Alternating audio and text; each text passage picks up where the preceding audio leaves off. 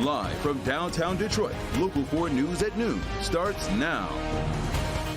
The latest break in a case that has caught national attention. Detroit police have a person of interest in custody as they try to find the killer of a prominent Jewish leader. That does top our news this noon. Thank you for joining us. I'm Rhonda Walker. And I'm Kim DeGiulio. And Samantha Wall was found stabbed to death. Was found stabbed to death outside of her home back in October. Let's get to Sean Lay. He joins us now with this latest development in this person of interest in custody. What have you learned?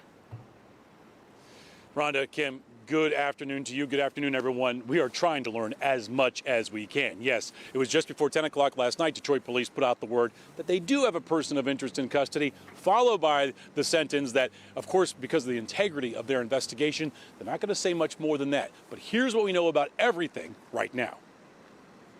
It was back on October 21st of this year that the shocking murder of Samantha Wall was discovered. The body of the 40-year-old president of the downtown Detroit Isaac Agree Synagogue was found outside her Lafayette Park home. She had been stabbed to death, a deadly attack that took place, investigators say, inside her home. Investigators say Wool stumbled out of her home and collapsed outside. The case has made worldwide headlines as Detroit police early on said they did not think the murder was the result of a hate crime as the Israeli-Hamas situation was raging. Local 4 learned that weeks ago, Detroit police investigators were led to a home in Grand Rapids where a man was staying with family. Some evidence led police to him. He apparently made some statements to police that resulted in police detaining him, bringing him back to Detroit. But police had to let him go due to a lack of evidence. Sources tell us his statements made likely did not apply.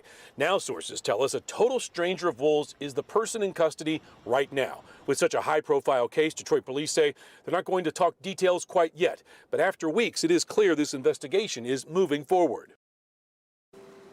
Back here live.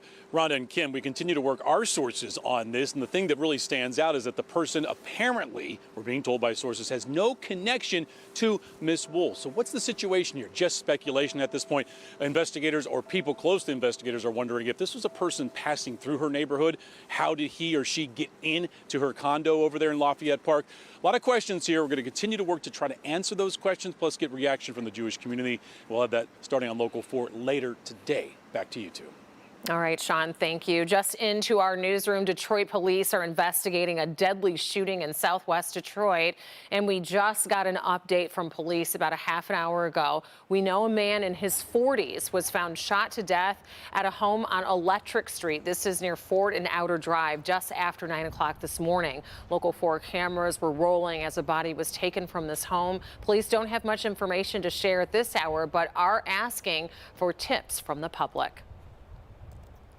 Charges could come this week after a 5-year-old was shot and killed in Detroit over the weekend. Detroit police say the child, along with 4 siblings, were left unsupervised at a home on Greenfield near McNichols. We're told the father was working on a car when the 5-year-old got a hold of an unlocked gun and then shot himself. Both the child's mother and father are likely facing charges. In the city of Wayne, police are looking for a light blue Jeep Liberty as part of a murder investigation. The victim has been identified only as a 21-year-old man. He was found shot several times. This is a picture from the scene sent to us by a Local 4 viewer. Police say that the man was found inside of a parked car on Sunday in the area of John Street and Woodward. Officers were called to the scene after several people reported hearing gunshots.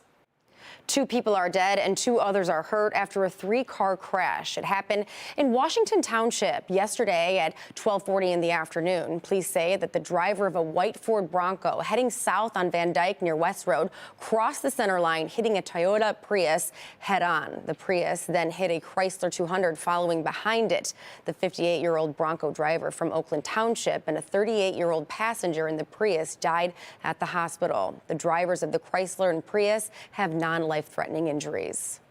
Turning our attention now to Capitol Hill, where Congress has hit a wall when it comes to helping 2 of its allies in the middle of separate conflicts. NBC's Bree Jackson reports ahead of Ukrainian President Zelensky's visit to the White House tomorrow. The White House says President Biden wants to underscore his administration's commitment to supporting the people of Ukraine during President Zelensky's visit. Zelensky's trip here to Washington, D.C. on Tuesday comes as lawmakers are in the middle of a bitter battle over funding.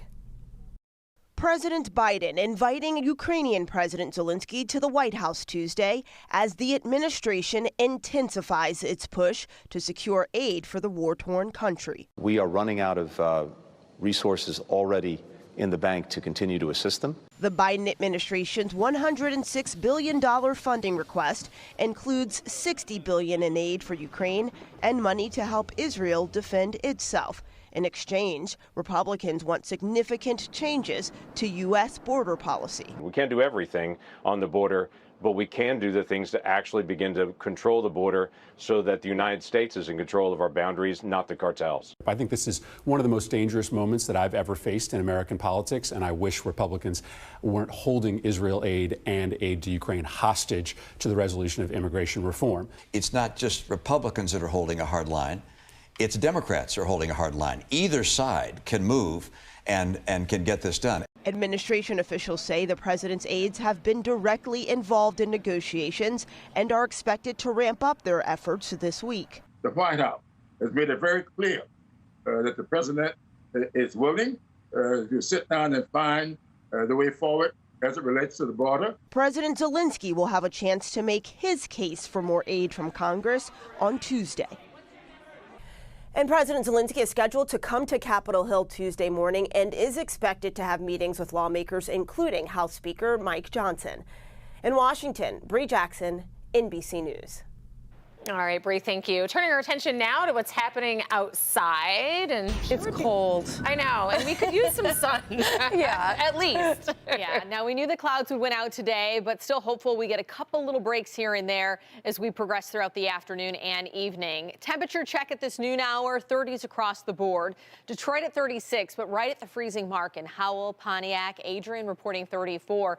But when you factor in that northwesterly breeze up to about 15 miles per hour, it is definitely feeling a lot cooler than that. So right now we're 5 to almost 10 degrees cooler than where we were at lunchtime yesterday, but that feels like temperature feels even colder. So wind chill readings in the 20s still all across southeastern Michigan, feeling like 22 as you work your way up into the Thumb and Sandusky. Otherwise upper 20s for the feels like temperature from Grosse Ile down into Monroe.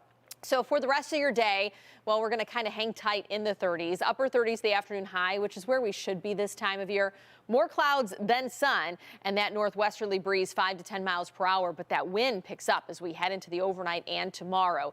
So we'll have some blustery conditions tomorrow, even though temperatures rise a little bit to 42. But we kind of hang tight either side of that average line all the way through Thursday with a little warm up as we head into Friday and then back in the upper 40s again on Sunday. How long will the dry weather last? Well, we'll have more on that coming up in just a few minutes. All right, thank you, Ashley. All morning long, the Dearborn Police Department teamed up with Toys for Tots. You were there, and so was Santa at 5 o'clock this morning. He's a busy man. He was there. I was there starting at 6 a.m. when donations, they started pouring in. The department looking to make sure that kids in need have a happy holiday season. And now while today's festivities are over, Santa, he had to move on. But don't worry, you can still help make a difference.